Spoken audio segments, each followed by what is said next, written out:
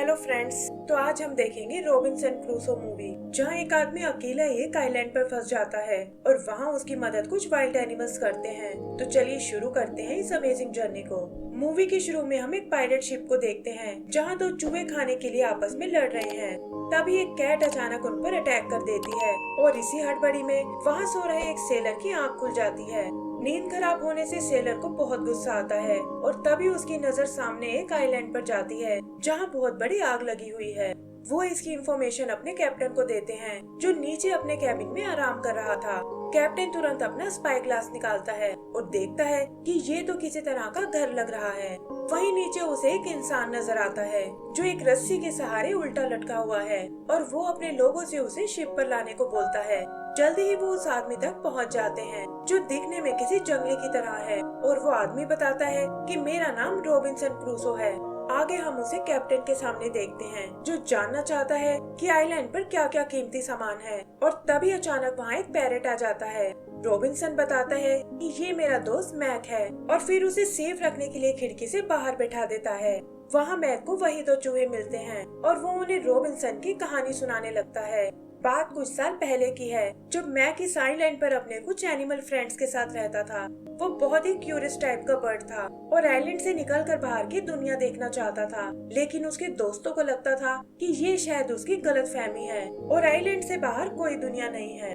वो उसे समझाते हैं कि तुम्हें किनारे की ओर नहीं जाना चाहिए, वरना किसी दिन तुम्हारी जान खतरे में आ जाएगी। लेकिन मैक को यकीन था कि एक दिन वो खुद को प्रूव करके ही दिखाएगा। यही हम रॉबिन्सन को एक मर्चेंट शिप पर देखते हैं, जिसके साथ उसका डॉग एलेक्स भी है। रॉबिन्सन शायद पहली बार शिप पर आया था और इसी वजह से उसकी तबीयत खराब होने लगती है।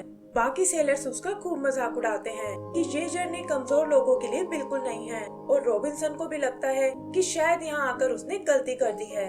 इसी शिप पर मेल और मे नाम की दो कैट्स भी होती हैं, जो भूख से परेशान अपने लिए खाना ढूंढ रही थी। डेक पर उन्हें कुछ मुर्गियां नजर आती हैं, लेकिन इससे पहले कि वो उन्हें अपना शिकार बना पाए, एलेक्स वहां आकर उन्हें रोक लेता है।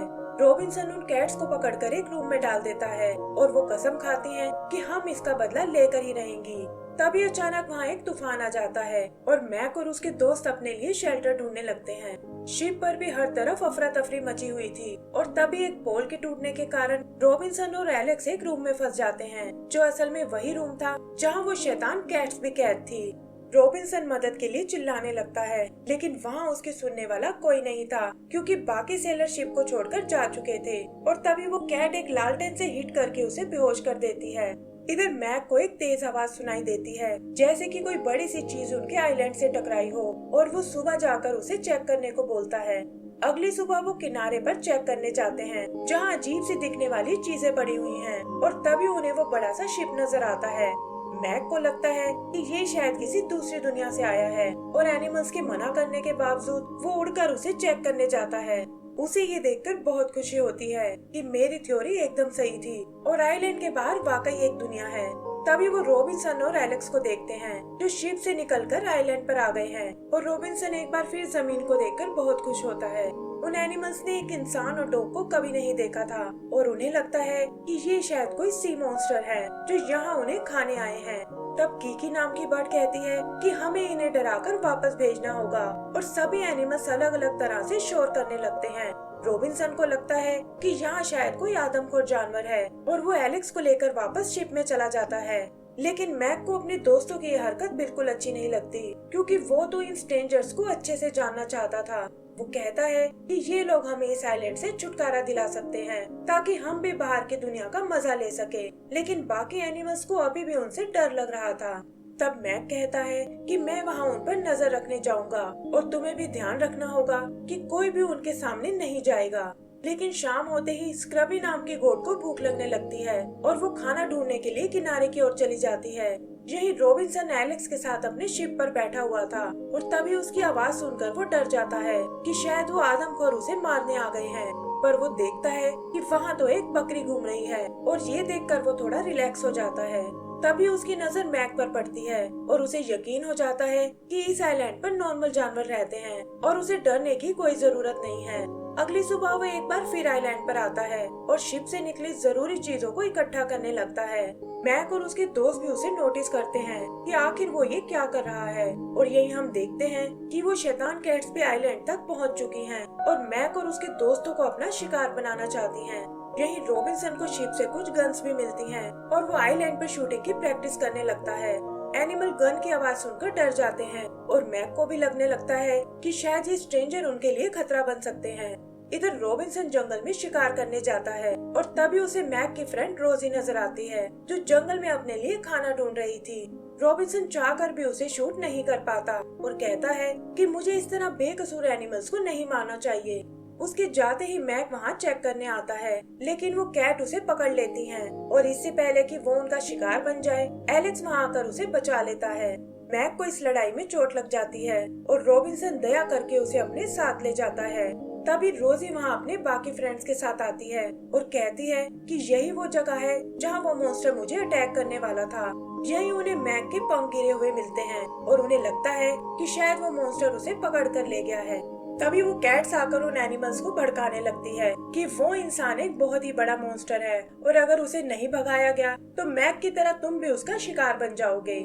एनिमल्स भी उनकी बातों पर यकीन कर लेते हैं और तब कार्मेलो बताता है कि हम उसे डराकर कर्स आइलैंड पर भेज देंगे, जहाँ ढेर सारे बग्स रहते हैं और वहाँ से वापस आना बहुत मुश्किल है। उधर रॉबिन्सन मैक को ठीक कर देता है और कहता है कि अब तुम कुछ देर यहाँ आराम कर सकते हो, लेकिन मैक एलेक्स को देखकर डर जाता है और वहाँ से बाहर भागने की सोचता है। तब एलेक्स कहता है कि तुम्हें हमसे कोई खतरा नहीं है और मेरा मालिक तो तुम्हें पसंद करने लगा है। फिर जल्दी ही उन दोनों में दोस्ती हो जाती है और एलेक्स मैक को बाहर की दुनिया के बारे में बहुत कुछ बताता है। उधर वो कैट्स उन एनिमल्स को डरावना बना देती हैं और कहती हैं कि हम दोनों शिप पर उस डॉग को मारने जाएंगी और तुम्हें किनारे पर जाकर उस मॉन्स्टर को रोकना होगा। जल्दी ही वो शिप पर पहुंच जाती हैं ताकि मैक को मारकर रॉबिन्सन को फंसा सके और फिर वो आराम से बाकी एनिमल्स का शिकार कर सकती हैं। उधर वो एनिमल्स देखते हैं कि रॉबिन्सन के सिर पर मैक का पंख लगा हुआ है। उन्हें लगता है कि शायद उसने मैक को मार डाला है और ये सोचकर वो उस पर अटैक कर देते हैं। मैक भी ये सब देख लेता है और इससे पहले कि वो उन्हें सच्चाई बता पाए, वो कैट्स वहाँ उसे मारने आ जाती हैं। इसी हड़बड़ी में कुछ कैंडल्स नीचे गिर जाती हैं, जिससे पूरे शिप पर आग लगने लगती है और मैक देखता है कि एलेक्स एक दरवाजे के नीचे फंस गया है। वो चाहकर भी उसकी मदद नहीं कर पाता और तभी बारूद के फटने से एलेक्स मारा जाता है। रॉबिन्सन को ये देखकर बहुत दुख होता है और मैक के दोस्त भी उसे मरा हुआ समझकर वापस चले जाते हैं। यही वो कैट्स उस धमाके से बच निकलती हैं, लेकिन पता चलता है कि वो तैरते हुए उस कर्स आइलैंड पर आ पहुंची हैं। रॉबिन्सन एलेक्स के लिए एक मेमोरियल बनाता है और तभी वो देखता है कि मैक वहाँ उससे मिलने आया है। मैक के फ्रेंड की ये सब देख लेती है और पूछती है कि आखिर तुम जिंदा कैसे बच गए। तब मैक उसे पूरी बात बताता है कि कैसे वो आज इन्हीं की वजह से जिंदा है, वरना वो कैट्स उसे जान से मार डालती और एलेक्स की मौत भी उसे बचाते वक्त ही हुई है। की ये बात अपने बाकी फ्रेंड्स को बताती है, जिसे सुनकर वो सब बहुत शर्मिंदा होते हैं कि हमें उस इंसान के साथ ऐसा नहीं करना चाहिए था। फिर वो सब उसके लिए कुछ फ्रूट्स लेकर जाते हैं और मैक उसे एक ऐसी जगह दिखाता है जहाँ से उसे पीने के लिए पानी मिल सकता है। जल्दी ही बाकी एनिमल्स भी उसके दोस्त बन जाते हैं और रॉबिन्सन खाने के लिए उन्हें बिस्किट्स ऑफर करता है। यही हम उन कैट्स को देखते हैं जो तेज लहरों के कारण वहाँ से नहीं निकल पा रही और तब लेडी कैट कहती है कि जल्दी ही हमारे जैसे और भी आने वाले हैं और तब हम अपने प्लान को अंजाम दे सकेंगे। उधर रॉबिन्सन अपने लिए एक ट्री हाउस बनाने की सोचता है और एनिमल्स को कुछ समझ नहीं आता कि आखिर वो क्या कर रहा है। अनजाने में वो उसका काम खराब करने लगते हैं और रॉबिन्सन चाहकर भी उन्हें नहीं समझा पाता, लेकिन मैक उसकी परेशानी समझ जाता है और अपने दोस्तों को बताता है कि वो अपने लिए एक शेल्टर बना रहा है, ठीक वैसे ही जैसे कि बर्ड्स ट्री पर बनाती है। ये जानकर वो सब उसकी मदद करने लगते हैं और जल्दी ही उसका घर तैयार हो जाता है। फिर वो घर के लिए पानी का इंतजाम करता है और आइलैंड पर एक ऊंचा सा टावर भी बनाता है ताकि वहाँ से गुजरते शिप्स को सिग्नल भेज सके। एनिमल्स भी उसी के साथ शेल्टर में रहने लगते हैं, जहाँ खाने और पीने के लिए बहुत सारा सामान था और इससे उनकी लाइफ और आसान हो जाती है।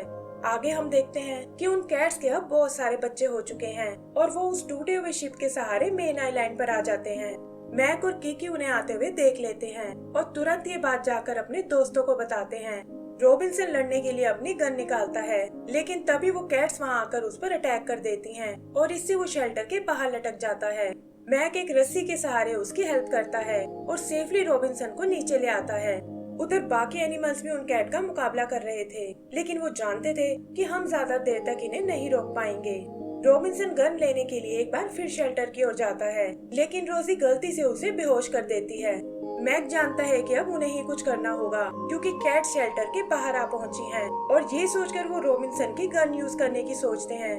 तभी वो एनिमल्स गलती से उस गन को फायर कर देते हैं, जिससे वहाँ पड़े बारूद में आग लग जाती है और वहाँ एक बहुत बड़ा धमाका होता है। कैट्स डर कर वहाँ से दूर भाग जाती हैं, लेकिन वो जानते हैं कि वो किसी भी टाइम यहाँ वापस आ सकती हैं। किकी को रॉबिन्सन की चिंता होती है कि वो उसे इस तरह यहाँ नहीं छोड़ सकते, और तभी मैक के माइंड में एक आइडिया आता है। वो ऐसे बिहेव करता है जैसे कि वो घायल हो गया है, और तभी वहाँ वो कैट्स आ जाती हैं। वो कैट्स को चिढ़ाकर अपने पीछे लगा लेता है, लेकिन हम देखते हैं कि लेडी कैट ने रॉबिन्सन को देख लिया है और वो एक लैंप से शेल्टर में आग लगा देती है। इधर मैक कैट्स को लेकर उस टावर के पास आता है, जहाँ बाकी एनिमल्स उसका वेट कर रहे हैं, और जैसे ही वो कैट्स टावर में आती हैं, उसके दोस्त टावर को धकेलकर नीचे गिरा देते हैं। सभी एनिमल्स ये देखकर बहुत खुश होते हैं, और तभी मैक देखता है कि शेल्टर में आग लगी हुई है। वो तुरंत जाकर रॉबिन्सन की हेल्प करता है, और शेल्टर से निकलते हुए रॉबिन्सन एक रस्सी के सहारे उल्टा लटक जाता है। तो यहाँ से सीन वापस स्टार्टिंग में आता है, जहाँ मैक उन चूहों को अपनी स्टोरी सुना रहा था।